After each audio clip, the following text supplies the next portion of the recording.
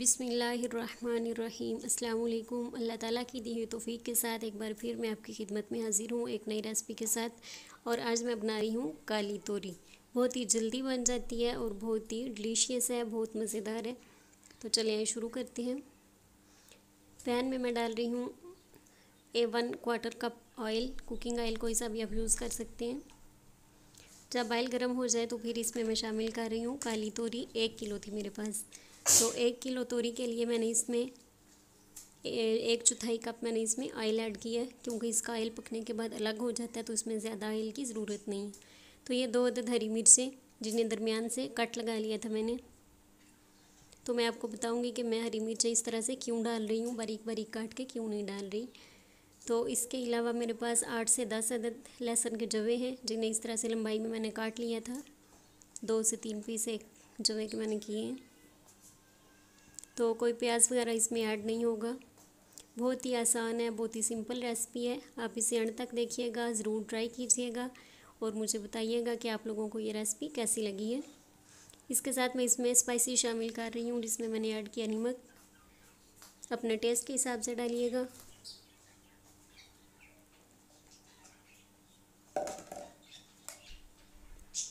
इसके साथ इसमें जाएगा आधा चम्मच खुश्क धनिया, आधा चम्मच लाल मिर्च का पाउडर और आधा चम्मच इसमें जाएगा हल्दी पाउडर। सिंपल से मसाले, सिर्फ 4 मसाले मैंने इसमें डाले हैं जो आम रूटीन में हम अपनी हांडी वगैरह में यूज़ करते हैं। तो इसे अच्छी तरह से मिक्स करेंगे। कोई इसकी बुनाई वगैरह की ज़रूरत नहीं है, प्याज वगैरह इसमें बिल्कुल ऐड नहीं किया।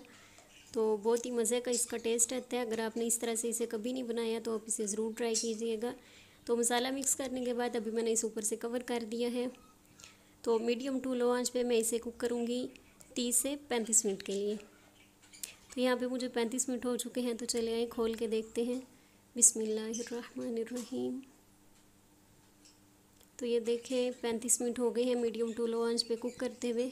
तो अभी मैं लहसुन का जो जवे हैं इसमें वो कट करके देखती हूँ कि सही तरह से गल चुके हैं या नहीं। तो ये देखें जी, इसमें अभी जितनी वो थोड़ी सी वो कनी रहती है ना, जिस तरह चावलों में रहती है, तो फिर दम पे लगाने से पहले जो एक कनी सी रहनी चाहिए, तो अभी इसमें एक कनी की कसर बाकी है।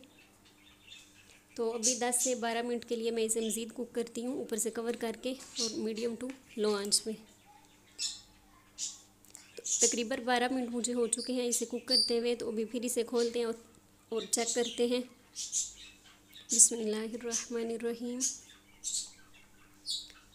ये देखें जी, पानी जो तोरी ने छोड़ा था वो इसमें खुश्क हो चुका है।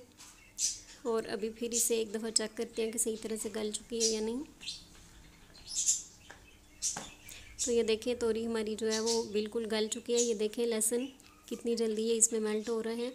तो इसी तरह चिपटे चमचे की मदद से आप इसे ऊपर से दबाते जाएं, और ताकि लहसुन जो है वो इसमें सही तरह से मेल्ट हो जाए। अगर आप इस तरह का पसंद नहीं करते हैं तो मिर्चें भी हमारी इसमें सही तरह से गल चुकी हैं।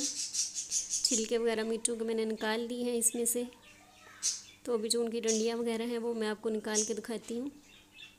ये देखें इस तरह जो डंडियाँ वगैरह रह जाती हैं या जो मिर्च के छिलके हैं उन्हें अलग कर दूँगी। तो इसीलिए मैंने इसमें मिर्च साबित शामिल की थी कि कुछ घरों में पसंद नहीं की जाती और खाते वक्त जो है वो घर के लोग उसे निकाल के अलग साइड में रख देते हैं। तो जब पूरी मिर्च ऐड की जाती है तो जब वो गल जाती है उसे पकड़ के आराम से आप हांडी से बाहर अलग कर सकते हैं, ताकि खाते हुए वो अच्छी ना भी लगे तो कोई मसला ना बने। तो ये देखें तोरी हमारी जो है वो रेडी है। तो अभी 2 से 3 मिनट से मज़ीद इस तरह से बुनाई की थी इसकी एंड पे, और तोरियाँ हमारी रेडी हैं। कैसी लगी आपको ये रेसिपी मुझे ज़रूर बताइएगा। मेरे चैनल को सब्सक्राइब कीजिएगा। अल्लाह हाफिज़।